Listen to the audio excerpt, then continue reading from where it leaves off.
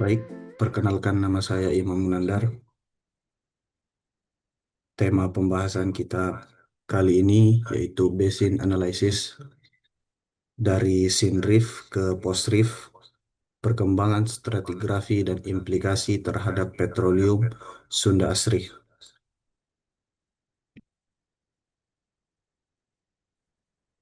Outline pembahasan kita kali ini dimulai dari pengantar, kemudian gambaran geologi singkat pada cekungan Sunda Asri, kemudian basin filling dan potensi migas, kemudian time risk chart dan petroleum play, dan eh, terakhir analisis risiko.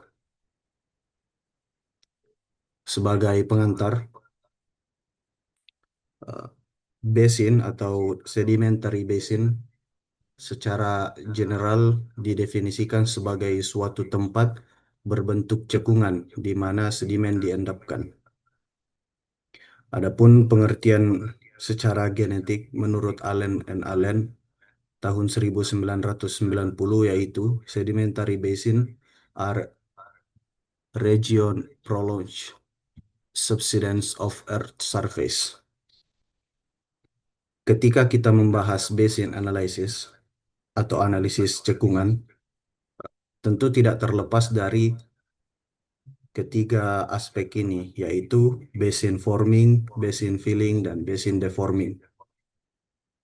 Basin forming sendiri merupakan pembentukan ruang akomodasi atau proses terbentuknya cekungan yang dikontrol oleh tektonik.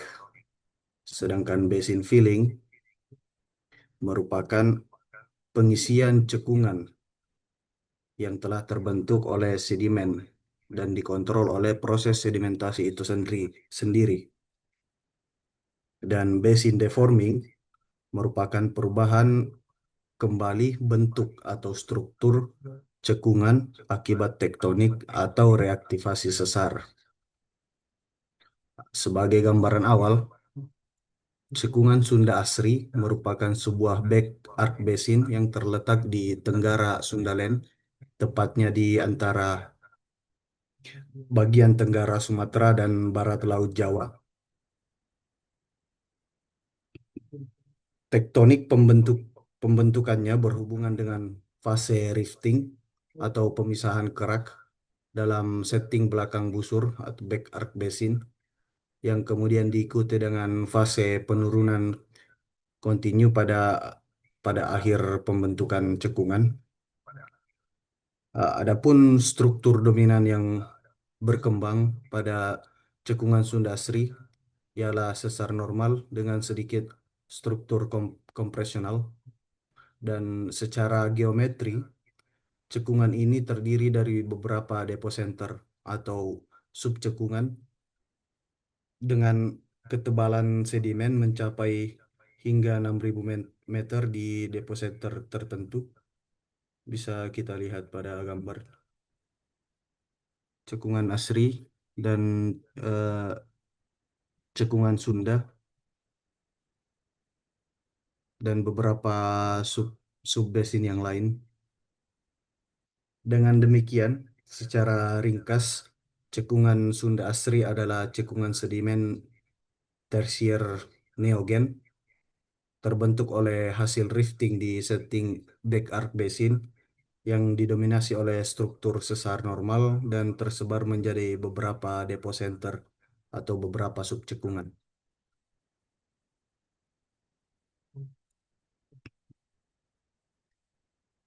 Kemudian proses pengisian sedimen pada cekungan mulai cekungan Sunda Asri mulai terisi oleh sedimen pada 45 juta tahun yang lalu pada kala Eosen, yaitu pengendapan formasi Vanuatu. Proses tektonik dan dinamika sedimentasi ini mengakibatkan perubahan lingkungan pengendapan dari darat kemudian berangsur-angsur hingga ke laut. Dari darat transisi hingga ke laut yang merupakan ciri khas cekungan rifting. Sukanto pada tahun 1998 membagi cekungan ASRI menjadi dua siklus.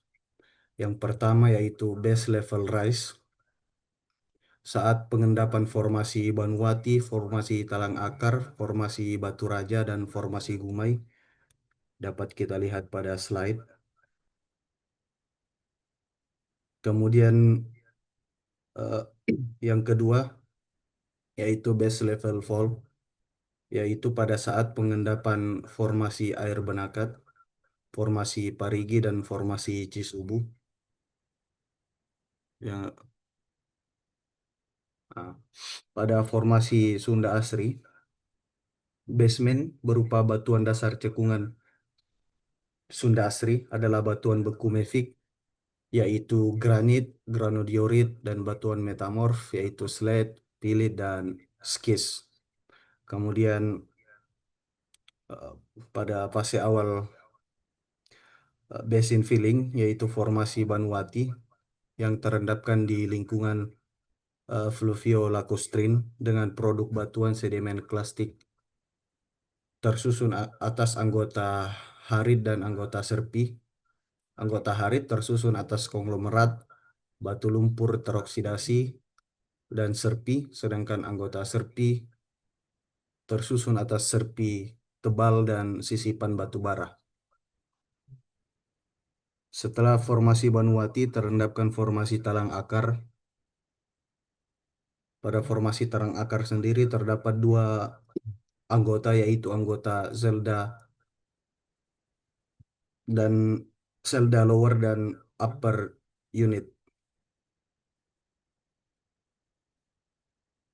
dan anggota Gita. Anggota Zelda terendapkan di lingkungan Lacustrin, Fluvio Deltaic, dan Lacustrin Fluvio Estuarin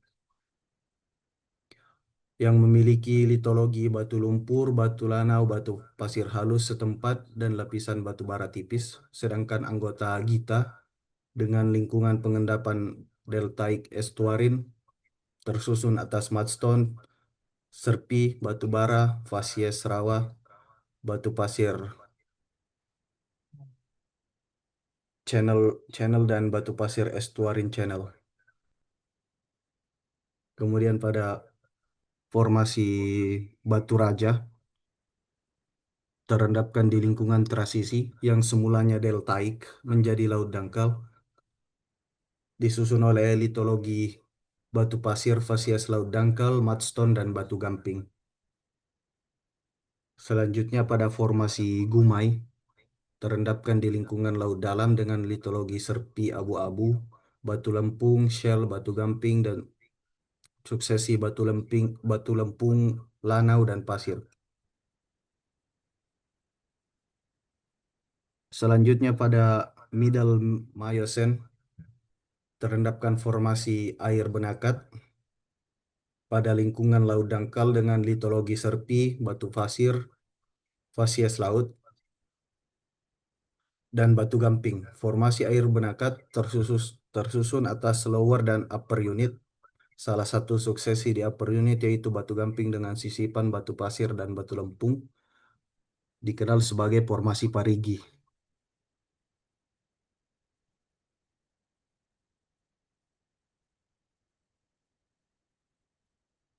Selanjutnya yaitu formasi Cisubu, merupakan satuan formasi yang termuda pada cekungan Sunda Asri yang terendapkan di lingkungan laut dangkal dengan litologi batu lempung, endapan laut, dan perselingan batu lempung dan dengan batu pasir, serta terdapat batu bara pada anggota atasnya. Formasi Cisubu terbagi menjadi dua unit, yaitu unit lower yang didominasi oleh karbonat dan unit upper yaitu klastik, vulkanik klastik, dan batu bara. Dari kolom stratigrafi tersebut, potensi migas atau petroleum system pada cekungan Sunda Asri, yaitu yang pertama source rock. Formasi yang menjadi source rock utama dari cekungan Sunda Asri yaitu formasi Banuati.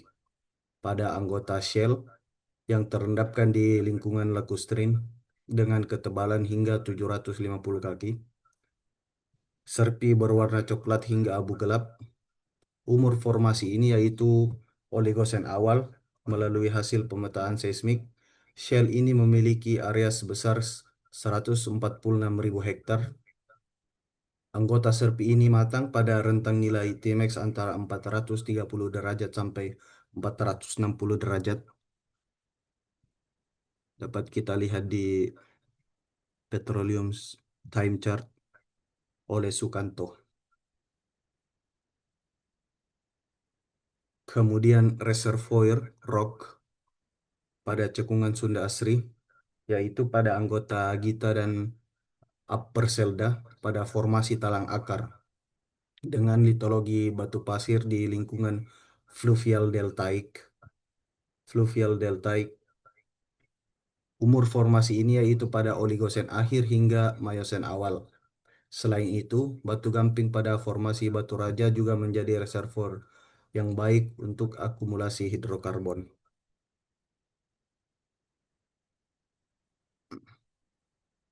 Kemudian untuk seal rock utama dari cekungan Sunda Asri, yaitu pada shallow marine shell pada Upper Gita dengan ketebalan sekitar 150 hingga 350 kaki.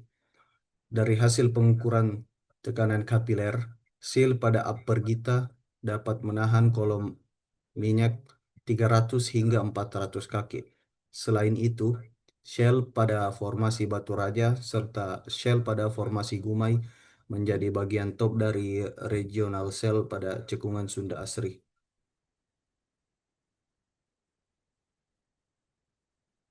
Migrasi fluida yang terjadi pada cekungan Asri umumnya dikontrol oleh geometri perlapisan pada batu pasir anggota selda. Pada migrasi hidrokarbon terjadi migrasi lateral pada anggota selda bawah karena sedikitnya patahan rasio sen atau sel yang rendah. Migrasi lateral berlanjut hingga batu pasir anggota selda bawah bertemu dengan selda tengah. Kemudian migrasi berubah menjadi migrasi vertikal karena rasio sen shell sangat tinggi.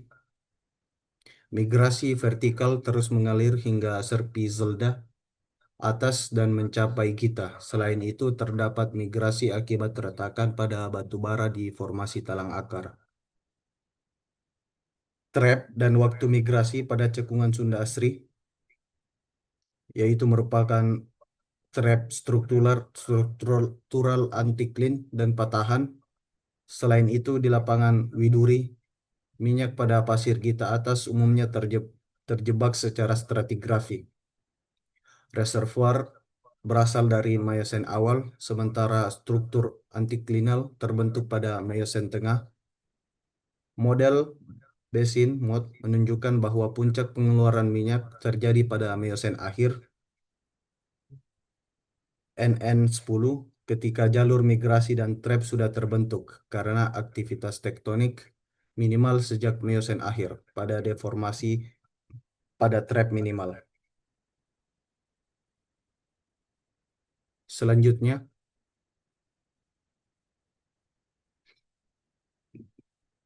time rise pada cekungan Sunda Asri, yaitu dimulai pada reef initiation sampai sin reef pada fase Paleogen, pada masa Paleogen, merupakan pengendapan Vanuatu Formation dan resiko yang atau faktor ketidakpastian yang bisa terjadi ialah apakah shell memiliki TOC dan keragaman organik yang memadai, apakah konservasi kondisi redox atau deposisi lakustrine itu cukup. Kemudian pada reef climax atau pada saat fase early post reef yang terjadi adalah deposisi danau atau lingkungan overbank lakustrine ke reservoir potensial yang belum berkembang. Faktor ketidakpastian atau risiko yang dapat terjadi ialah apakah ada reservoir lengkap serta kompaksi diagenesis dan preservasi reservoir. Kemudian pada fase post-reef atau pada saat neogen, yaitu pengendapan batu pasir talang akar, serta migrasi dan akumulasi hidrokarbon.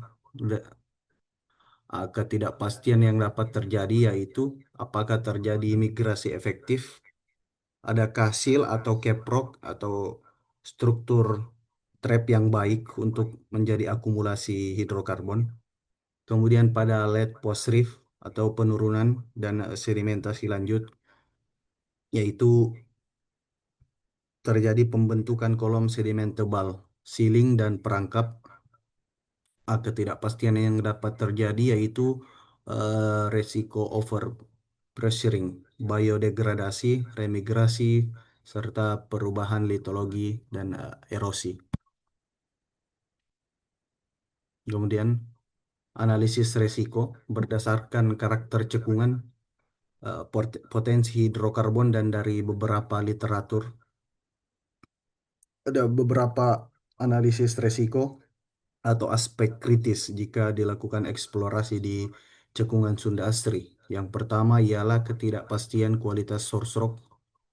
Meskipun Vanuatu Shale telah teridentifikasi sebagai source rock untuk kualitas organik TOC dan distribusinya bisa sangat bervariasi jika tidak memadai, yang menyebabkan potensi migas dapat menurun. Kemudian pada reservoir, sand atau batu pasir di talang akar bisa mengalami kompaksi, sementasi, dan diagenesis yang nantinya mempengaruhi porositas dan permeabilitas. Artinya reservoir bisa sangat heterogen. Kemudian pada seal atau caprock tidak memadai jika lapisan penutup tidak kompak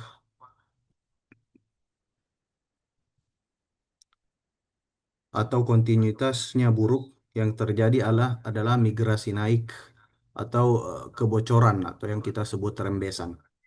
Kemudian pada trap yang struktural yang terlalu sederhana atau berubah karena dominasi sesar normal, ada kemungkinan terjadinya remobilisasi struktur dan overprinting tektonik yang nantinya bisa mengganggu trap itu sendiri.